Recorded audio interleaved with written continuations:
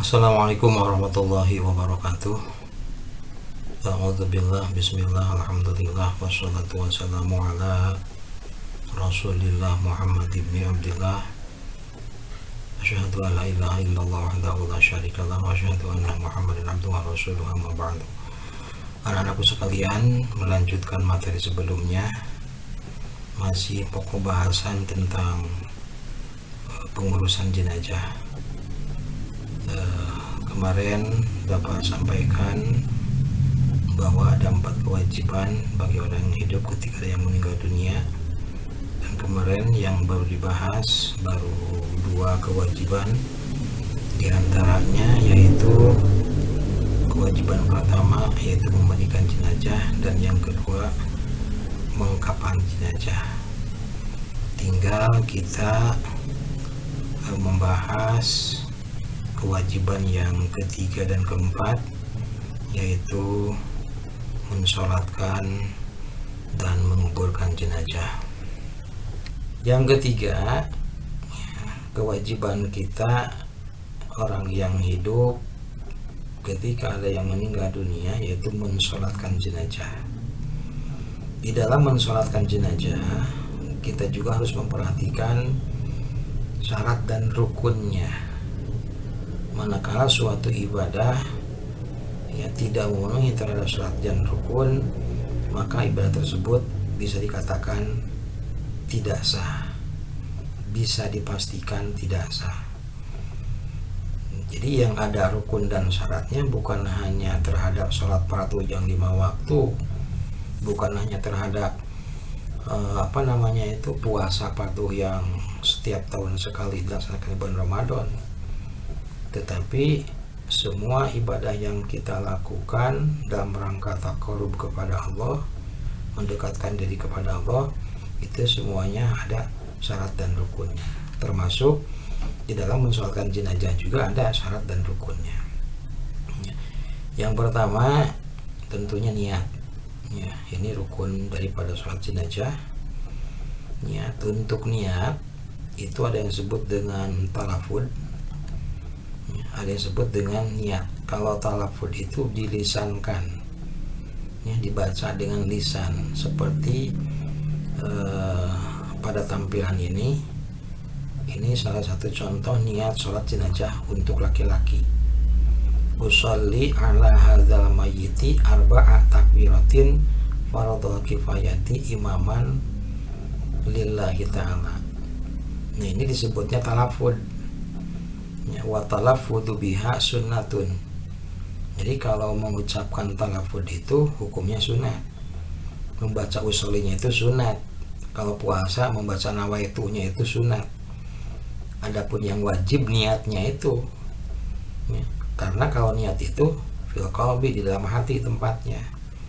Makanya ketika takbiratul ihram, kita hati harus niat. Usolli ala hadzal mayyiti arba'at takbiratin fardhu kifayati imaman lillahi ta'ala. Itu kan kita masih di luar sholat, di luar takbiratul ihram kan membaca usolli ini, karena itu talafud. Nah, kalau niat di dalam hatinya, kita bisa mengiktikadkan apa atau arti daripada usolli ada hadzal mayyiti ini. Jadi kalau diterjemahkan kira-kira seperti ini, ketika mengangkatkan 2 tangan, umpamanya Allah. Nah, ketika lisan membaca Allahu Akbar, maka hati di situ niat. Niat saya mensolatkan jenazah laki-laki dengan 4 takbiran fardu kifayah, jadi imam karena Allah. Kalau posisi kita jadi imam, kalau kita posisinya jadi makmum, berarti makmuman lillahi ta'ala, jadi makmum karena Allah ta'ala. Nah, itu baru di situ kan terakhir bar. Nah, itu tempatnya niat di dalam sholat itu ketika takbiratul ihram, ketika tangan diangkat, lisan membaca Allahu Akbar, maka di dalam hati niat. Nah, itu. Nah, ini contoh niat untuk sholat jenazah laki-laki. Untuk niat sholat jenazah perempuan, usolli ala hadhil mayyitati arba'at takbiratin fardhu kifayati imaman lillahi ta'ala. Kalau jadi imam, kalau jadi makmum, makmuman lillahi ta'ala. Kalau sendiri tanpa harus ada imam dan makmum, fardhu kifayati lillahi ta'ala, cukup seperti itu. Kalau kita niatnya, kalau kita sholatnya itu sendiri, tidak perlu jadi imam dan tidak perlu jadi makmum. Nah, sekarang bagaimana kalau umpamanya jenazah yang akan kita sholatkan itu anak-anak? Kalau untuk anak laki-laki berarti tinggal menambah tifli. Usolli ala hadal mayyiti itu kan untuk dewasa. Nah, kalau untuk anak laki-laki tinggal di ujungnya pakai tifli. Asalnya dari tiflun itu anak. Berarti menjadi usolli ala hadal mayyiti tifli. Kesananya sama, arba'at takbiratin fardhu kifayati makmuman lillahi ta'ala. Kalau untuk perempuan tidak tiflun, tidak tifli, tapi tiflati. Itu bedanya antara muannas dengan muzakkar. Maka di sini juga kalau untuk laki-laki kan hada, kalau untuk perempuan hadihi. Untuk laki-laki mayyiti, kalau untuk perempuan mayyitati. Nah, kalau untuk anak laki-laki tiflun, kalau umpamanya anak perempuan tiflatun. Ketika disambungkan kepada kalimat sebelumnya, usolli ala hadhil mayyitati tiflati, kan seperti itu. Itu niat sholat jenazah untuk anak perempuan. Jadi usolli ala hadhil mayyitati tiflati, kesananya sama, arba'at takbiratin fardhu kifayati makmuman lillahi ta'ala. Nah, itu terkait dengan masalah niat. Yang selanjutnya setelah kita beres niat yaitu takbir. Untuk yang pertama, kalau takbir kata takbirnya takbir pertama itu kan niat. Nah, itu untuk takbir yang selanjutnya yaitu membaca suratul Fatihah. Ya, membaca suratul Fatihah. Ketika takbir pertama kita niat, setelah takbir pertama maka yang harus dibaca oleh kita itu adalah suratul Fatihah. Menurut madhab Syafi'i bahwa yang termasuk kepada suratul Fatihah itu diawali dari Bismillahirrahmanirrahim sampai ayat terakhir ghairil maghdubi 'alaihim waladdallin. Bapak yakin kalian sudah hafal semua untuk suratul Fatihah. Setelah beres suratul Fatihah lalu kita takbir lagi untuk takbir yang kedua. Apa yang harus dibaca setelah takbir kedua? Yang harus dibaca setelah takbir kedua yaitu membaca sholawat terhadap Nabi. Ya, untuk bacaan sholawat ya, ada bacaan yang minimal, ada maksimal. Kalau yang minimal kita boleh membaca sholawat sampai Allahumma sholli ala sayyidina Muhammad wa ala ali sayyidina Muhammad. Bisa sampai situ, dianggap cukup ketika kita membaca sholawat sampai wa ala ali sayyidina Muhammad. Tetapi kalau berbicara keabdalan, keutamaan ya, baiknya kita membaca sholawatnya sholawat Ibrahimiyah, sholawat yang biasa kita baca ketika tasyahud akhir di dalam sholat. Allahumma sholli ala sayyidina Muhammad wa ala ali sayyidina Muhammad kama shallaita ala sayyidina Ibrahim wa ala ali sayyidina Ibrahim wa barik ala sayyidina Muhammad wa ala ali sayyidina Muhammad kama barakta ala sayyidina Ibrahim wa ala ali sayyidina Ibrahim fil alamin innaka Hamidum Majid. Nah, setelah beres membaca sholawat, baik sholawat yang pendek ataupun yang panjang, lalu kita disitu takbir lagi ya, untuk takbir yang ketiga. Apa yang harus dibaca setelah takbir yang ketiga? Yaitu mendoakan jenazah ya, membaca doa untuk jenazah. Bagaimana doanya? Minimal doa yang dibaca oleh kita, Allahumma gfir lahu warhamhu wa'afihi wa'fu anhu, itu kalau jenazahnya jenazah laki-laki. Makanya Bapak di sini menyantumkan domir ha yang ada di dalam kurung. Berarti kalau jenazah perempuan, hu-nya diganti dengan ha. Umpamanya jenazah yang kita salatkan itu perempuan, berarti setelah takbir ketiga kita membaca doanya tidak Allahumma gfir lahu, tetapi Allahumma gfir laha. Tidak warhamhu, tapi warhamha. Tidak wa'afihi, tetapi ya wa'afiha. Maaf, ini tidak pakai ya. Tetapi nanti pada prakteknya kalian harus seperti itu. Wa'afihi menjadi wa'afiha, wa'fu anhu menjadi wa'fu anha. Jadi Allahumma gfir laha warhamha wa'afiha wa'fu anha untuk jenazah perempuan. Kalau untuk laki-laki, Allahumma gfir lahu warhamhu wa'afihi, tetap wa'afihi, tidak wa'afihu ya, wa'afihi wa'fu anhu. Nah, itu minimal sampai di situ. Kalau mau ditambah lagi silahkan. Umpamanya mau ditambah lagi dengan baca doa wa akrim nuzulahu wa wasi' madkhalahu waj'al jannata ma'wahu dan sebagainya, itu boleh saja, tapi minimal sampai di situ. Nah, setelah membaca doa takbir yang ketiga, lalu kita takbir lagi untuk takbir yang terakhir, yaitu takbir yang keempat. Untuk takbir yang keempat itu masih doa, namun ini hukumnya sunat doanya. Kalaupun toh kita tidak membaca doa, setelah takbir keempat bisa kita langsung membaca salam ya.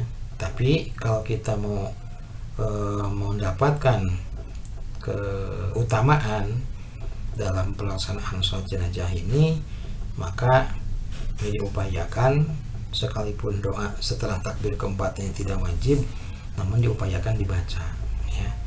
Salah satu redaksi doa yang mungkin kalian juga sudah hafal ya, Allahumma la tahrimna ajrahu wa la taftinna ba'dahu waghfir lana walahu, kalau untuk mayat laki-laki. Kalau untuk mayat perempuan, Allahumma la tahrimna ajroha, jadi ajrohu menjadi ajroha, wala taftinna ba'daha, asalnya ba'dahu menjadi ba'daha, waghfir lana walaha, asalnya walahu kalau untuk laki-laki, maka untuk perempuan menjadi walaha. Nah, setelah selesai takbir yang keempat dan setelah membaca doa, lalu untuk rukun sholat jenazah yang terakhir yaitu salam. Bagaimana lafaz salam dalam sholat jenazah ya? Dalam sholat jenazah itu ada perbedaan dengan sholat fardu. Kalau dalam sholat fardu membaca salam itu sunatnya sampai warahmatullah, assalamualaikum warahmatullah, assalamualaikum warahmatullah. Tetapi di dalam sholat jenazah itu sunnahnya sampai wabarakatuh, assalamualaikum warahmatullahi wabarakatuh, assalamualaikum warahmatullahi wabarakatuh. Itu ya, rukun di dalam mensolatkan jenazah ya. Jadi ini lafadznya ya, assalamualaikum warahmatullahi wabarakatuh.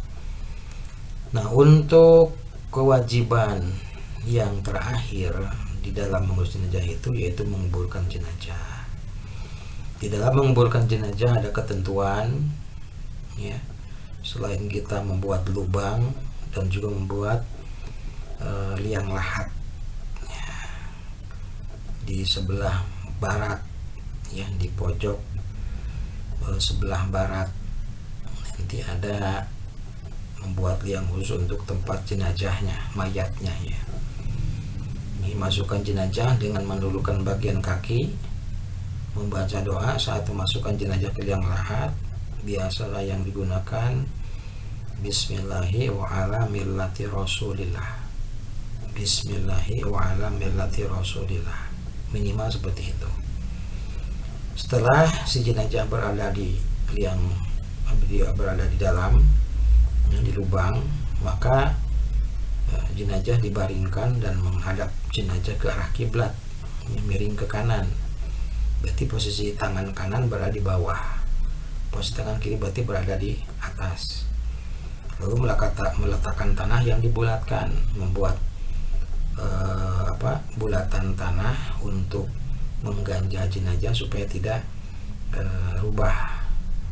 Ya, nanti juga setelah itu harus dibuka juga tali-talinya. Kenapa? Karena ada salah satu anggota badan yang mesti harus kena tanah, diantaranya itu bagian pipi sebelah kanan itu harus menempel langsung ke tanah. Setelah itu menutup liang lahat dengan papan atau kayu, ya.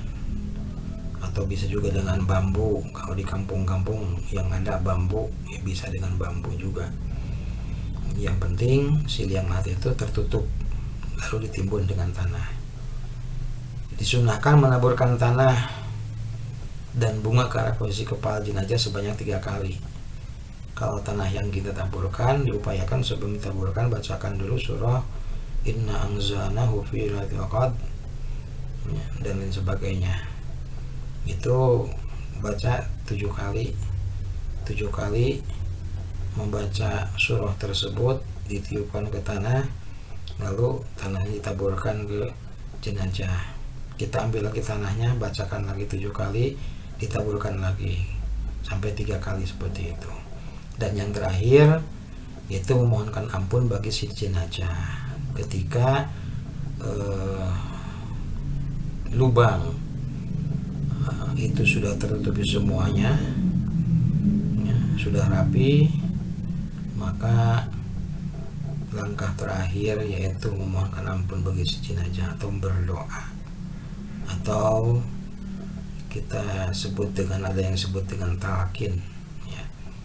Talqin itu juga hukumnya sunat, sekalipun beberapa kelompok ada yang mengatakan itu tidak boleh, ada yang mengatakan itu haram, karena mereka mempunyai anggapan bahwa itu adalah bid'ah, ya.